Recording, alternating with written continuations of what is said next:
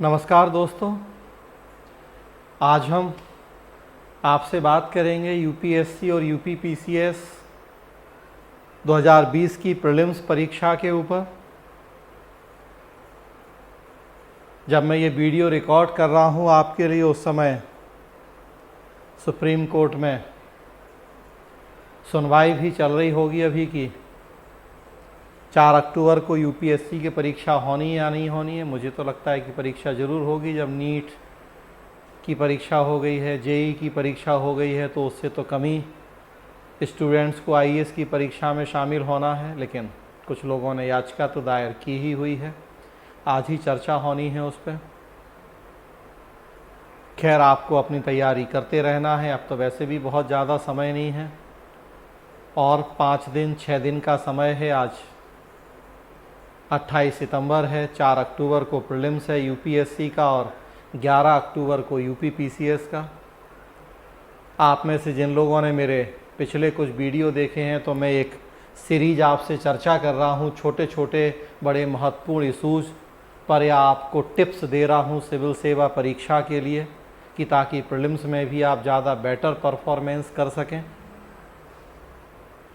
बीच में चूँकि UPPCS mains आ गया था, तो इसलिए उस सीरीज़ को मैंने रोक के 2-3 वीडियो यूपीपीसीएस मेंस के लिए भी डाल दिए थे, ताकि जो लोग यूपीपीसीएस मेंस दे रहे हैं तो उनको भी कुछ फ़ायदा हो।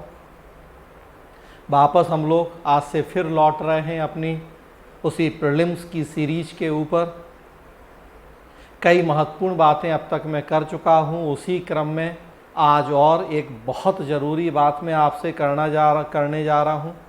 ध्यान से इस वीडियो को पूरा आप देखिए। बहुत लंबे वीडियो में नहीं करता हूँ आप लोगों को, ताकि बोर ना हो। 15 मिनट, 12 मिनट, 18 मिनट लगभग उतने ही वीडियो रखता हूँ और कोशिश करता हूँ कि उतनी ही देर में आपको मैं आपके काम की बातें बता दूँ, ऐसे ज़रूरी टिप्स दे दूँ कि जिनका यूज करके आप ज़्यादा बेहतर परफॉर्मेंस कर सकें। आज का मुद्दा है बायोलॉजिकल क्लॉक या जैविक घड़ी। फ्रेंड्स, अब जो भी समय है आज से ही शुरू करें। आज 28 सितंबर मंडे, आज का दिन भी जब तक ये वीडियो आप तक पहुंचेगा तो निकल गया है। तो आज के बाद बस 5 दिन का समय और है, ट्यूसडे से लेके सैटरडे, और फिर संडे को तो युद्ध मैदान में फिर उतरना ही है। इस 5 दिन में भी जो एक काम आपको करना है, अगर पहले से करते आ रहे हैं तो बहुत अच्छी बात, और अगर पहले से नहीं कर रहे हैं तो इन 5 दिन में ज़रूर आपको ये काम करना है कि अब आपकी जो पढ़ाई है वो बायोलॉजिकल क्लॉक या जैविक घड़ी के अनुसार होनी चाहिए। पहले भी मैं ये चर्चाएं करता रहा हूँ बीच बीच में। टाइम मैनेजमेंट या समय प्रबंधन का एक बहुत महत्वपूर्ण पार्ट है बायोलॉजिकल क्लॉक या जैविक घड़ी। बायोलॉजिकल क्लॉक या जैविक घड़ी की प्रकृति के अनुसार हम अपनी दिनचर्या को ढालें। सोने के टाइम पे सोएं, पढ़ने के टाइम पे पढ़ें, खाने के टाइम पे खाएं। तो प्रकृति के अनुसार जो एक दिनचर्या है उसके अनुसार ढालें। कब सुबह होनी है, कब दोपहर, कब शाम, कब रात, प्रकृति ने हर चीज़ का एक समय फिक्स कर रखा है और तय है कि रात है तो सोना है और सुबह टाइम से उठ के पढ़ना है। अगर प्राचीन काल से ही सुनते आ रहे हैं, आज भी हमारे बूढ़े पुराने लोग कहते हैं कि सूर्योदय के पहले उठ जाना चाहिए और फिर प्रकृति के अनुसार हमारी दिनचर्या होनी चाहिए। तो कहीं ना कहीं उन सारी चीज़ों के पीछे तर्क हैं, कारण है। आजकल की जो अब नई पीढ़ी है, भागदौड़ भरी जिंदगी, हमने उस पूरे रूटीन को अपने अनुसार उलट पुलट के रख दिया है। आप में से बहुत सारे लोग ऐसे होंगे जो रात भर पढ़ रहे हैं और दिन में सोते हैं। कोई 2 बजे रात तक पढ़ रहा है, कोई 4 बजे रात तक पढ़ रहा है, कोई तो सुबह सोता 6 बजे 7 बजे सोता है, तो 7 बजे से लेके फिर दिन में 2 बजे तक 3 बजे तक सोते हैं। अगर आप ऐसा कर रहे हैं प्रकृति के विपरीत जाके, तो काफ़ी पहले से ही आपको बायोलॉजिकल क्लॉक को फॉलो करना चाहिए था, लेकिन कोई बात नहीं, जब जागे तभी सवेरा, या देर आए दुरुस्त आए। अभी भी 5 दिन का समय है। अब आप आज से या आज छोड़ दें, कल से आप बायोलॉजिकल क्लॉक को फॉलो करें। सोने के समय पे सोएं, उठने के समय पे उठें और पढ़ने के समय पर पढ़ें। स्पेशली ध्यान रखना है जिस बात का कि जिस समय एग्ज़ाम होना है यूपीएससी और यूपीपीसीएस का, आप कोशिश करें कि एग्ज़ाम के टाइम पे तो ज़रूर पढ़ें।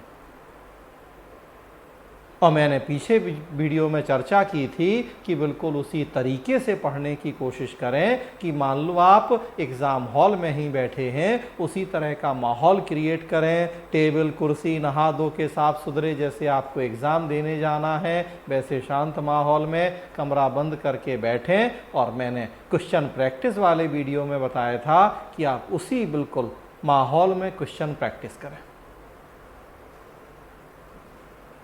तो मैंने पीछे कहा था उसी माहौल में, और अब बायोलॉजिकल क्लॉक के अनुसार कह रहा हूं कि बिल्कुल उसी टाइम पर अब आपको 5 दिन ये काम करना है। आप देखेंगे कि बहुत फ़ायदा आपको महसूस होगा। छठे दिन मतलब 4 अक्टूबर को और फिर 11 अक्टूबर को। अभी अगर आपकी आदत है कि रात भर पढ़ते हैं और दिन में सोते हैं, तो देखिए 4 अक्टूबर को आपको दिक्कत हो जाएगी। अभी आपका शरीर उसी तरह से ढला हुआ है कि जैसी सुबह का 6-7 बजता है आपको नींद आने लगती है। 9:30 से 11:30 और 2:30 से 4:30 पेपर होगा। 9:30 आप अपने आप को कंफर्टेबल फील नहीं करेंगे, क्योंकि आपका तो वो सोने का समय है और आपने शरीर को उसी तरह से ढाला हुआ है पिछले कई दिनों कई महीनों से।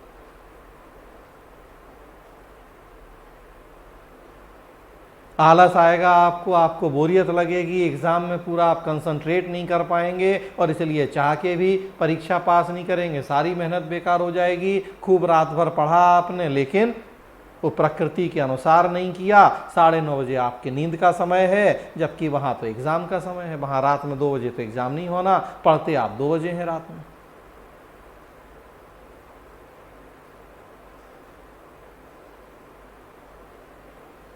तो बिल्कुल अब आपको ये फॉलो करना है अगले 5 दिन। ना 9:30 से 11:30 पहला पेपर होता है, उस समय ज़रूर आपको पढ़ना है अपने रूम में। बल्कि जो क्वेश्चन प्रैक्टिस आप कर रहे हैं, तो 9:30 से 11:30 जीएस का क्वेश्चन आपको प्रैक्टिस करना है। 2 घंटा बैठ के एक पेपर। 5 दिन में 5 पेपर प्रैक्टिस हो जाएंगे। और फिर 2:30 से 4:30 दूसरा सीसेट का पेपर है, तो फिर उस समय उसी तरीके से बैठना है। और 2:30 से 4:30 फिर सीसेट के क्वेश्चन पेपर को आपको हल करना है, प्रैक्टिस करनी है। तो बिल्कुल बायोलॉजिकल क्लॉक या जैविक घड़ी कहा जाता है, उसके अकॉर्डिंग काम करना है। आप 5 दिन भी ऐसा करेंगे तो जैसा मैंने कहा, संडे 4 अक्टूबर को और फिर उसके बाद और 6 दिन का समय है, उसमें भी यही काम करेंगे। तो यूपी में 11 अक्टूबर को आप पाएंगे कि आपकी बॉडी ज़्यादा इफ़ेक्टिवली काम कर रही है। अगर ज़्यादा फर्टाइल है आपकी बॉडी, बजाय उसके कि आप जो ये रात भर पढ़ते हैं और दिन में सोते हैं। आप सोचें कि नहीं बस हम तो सैटरडे की रात में जल्दी सो जाएंगे, शुक्रवार तक तो हम अपना यही सिस्टम रखेंगे कि, लेकिन मेरा कहना है कि वो केवल शनिवार के लिए नहीं करें कि रात में जल्दी सो जाएं, बल्कि वो आज से ही शुरू करें कि अब आप जैविक घड़ी को, बायोलॉजिकल क्लॉक को फॉलो करें। आज से टाइमली सोएं, जो सोने का समय है 10-11 बजे तक सो जाएं। सुबह 4:30, 5, 5:30 जो भी आपको जितना सोना है 6 घंटे उठ जाएं। और अब अगले 5 दिन 6 दिन आप उसको फॉलो करें। उठें, फ्रेश होएं, आधा घंटा आप योगा, व्यायाम, एक्सरसाइज जो भी करते हैं करें, और उसके बाद फिर अपना नहा धो के प्रॉपरली पढ़ने बैठें। जैसे ही 9:30 का टाइम हो, बिल्कुल आप बिल्कुल उसी पोस्चर, उसी तरीके से बैठ के अपना जीएस का क्वेश्चन पेपर एक रखें, प्रैक्टिस करें बिल्कुल घड़ी सामने रख के 2 घंटा। फिर उठें, अपना लंच करें, थोड़ा फ्रेश घूमें फिरें, और जो पढ़ाई करना है और फिर दोबारा 2:30 से 4:30 फिर सी सेट। अगले 5 दिन तक आप इस रूटीन को फॉलो करके देखिए। संडे को आप अपने आप पाएंगे कि आप ज़्यादा इफेक्टिवली काम कर पा रहे हैं, ज़्यादा बेहतर तरीके से काम कर पा रहे हैं। मैं सोच रहा था कि आपके लिए वीडियो एक ज़रूर रिकॉर्ड करूं इसी दौरान। देखिए, ये 22 सितंबर का दैनिक जागरण राष्ट्रीय संस्करण मेरे हाथ में है। इसमें देखिए लिखा हुआ है, इसमें एक न्यूज़ थी कि गुड मॉर्निंग मैसेज भेजने का समय बदलना देता है गड़बड़ी के संकेत। पहले आप 7 बजे गुड मॉर्निंग मैसेज भेज रहे थे, अब आप अगर 9 बजे 10 बजे गुड मॉर्निंग मैसेज भेज रहे हैं तो ये गड़बड़ी है कुछ। मतलब आपका सोने का टाइम बदल गया है, रात में देर से सो के सुबह देर से उठ रहे हैं, मतलब आप बायोलॉजिकल क्लॉक के अकॉर्डिंग काम नहीं कर रहे। उसी में उन्होंने बताया कि क्या होती है जैविक घड़ी। सुने थोड़ा ध्यान से, मैं पढ़ रहा हूँ। जीवधारियों के शरीर में समय निर्धारण की एक आंतरिक व्यवस्था होती है। यह आंतरिक व्यवस्था है जिसे हम जैविक घड़ी या बायोलॉजिकल क्लॉक कहते हैं। मनुष्य में जैविक घड़ी का मूल स्थान हमारा मस्तिष्क है। हमारे मस्तिष्क में करोड़ों कोशिकाएं होती हैं जिन्हें हम न्यूरॉन कहते हैं। ये कोशिकाएं पूरे शरीर की गतिविधियों को नियंत्रित एवं निर्धारित करती हैं। जिस तरह से समय बताने वाली घड़ी होती है, उसी तरह हमारे शरीर के अंग भी प्रकृति के अनुसार अपने आप को ढाल लेते हैं। जैसा घड़ी में हम टाइम देखते हैं, कहा जा रहा है कि उसी तरीके से हमारे मस्तिष्क में बहुत सारे जो न्यूरॉन्स हैं, कोशिकाएं हैं, हम भी उसी के अकॉर्डिंग अपने आप को ढाल लेते हैं। मसलन अगर कोई व्यक्ति प्रतिदिन रात 9 बजे सोता है तो 9 बजे के पहले ही शरीर नींद का संकेत देने लगता है, क्योंकि शरीर ने 9 बजे के समय को सोने के लिए तय कर लिया है। इसे ही जैविक घड़ी कहते हैं। तो देखिए आप फ्रेंड्स, मैं आपसे जो भी बात कर रहा हूं, मैं ये साइंटिफिकली प्रूव्ड बात आपसे कर रहा हूं। मैं केवल अपने अनुभव के आधार पर आपसे बात नहीं कर रहा हूं, बल्कि जो साइंटिफिकली प्रूव्ड बात है वो मैं आपसे चर्चा कर रहा हूं। बायोलॉजिकल क्लॉक या जैविक घड़ी।